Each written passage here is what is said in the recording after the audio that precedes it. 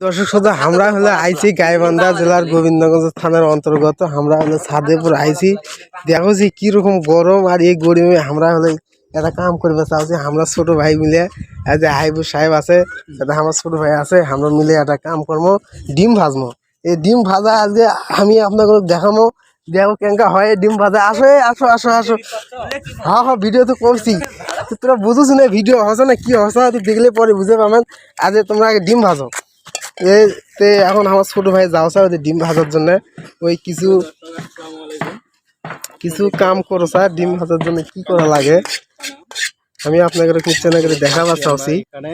এই যে দেখেন, তাপমাত্রা 40 ডিগ্রি দেখি ভিডিওতে, ইউটিউবে দেখি দেখি না বাস্তবে আমরা ট্রাই করবে চাচ্ছি।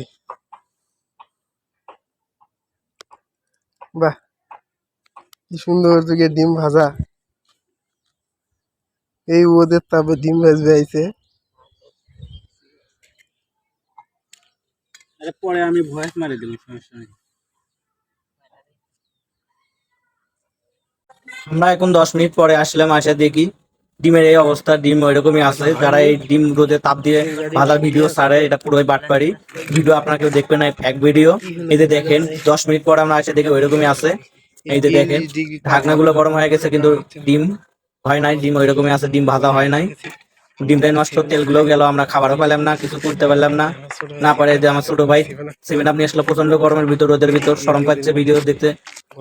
তারপরে আমি এখন ঠান্ডা খামা, আপনার সবাই আমাকে দেখেন যে আমি এখন ঠান্ডা খাওয়াছি, এটাই আমার কাম। এতে প্রচন্ড গরমের ভিতর ভিডিওটা করার কোনো লাভ পেলাম না, খাবারও পেলাম না। এখন আমি ঠান্ডা খাওয়াছি। এই যে কি সুন্দর গরম, হাই সর্বনাশ, ডিমটাও আমার নষ্ট। এই যে দেখতেই পাচ্ছেন আপনারা। এই যে এখন যারা ডিম এই রোদের ভিতর গরম করে তাপ দিয়ে ভাজা ভিডিও ছাড়ে, এটা পুরোটাই ফেক, কেউ দেখবেন না। ঠিক আছে, আল্লাহ হাফেজ।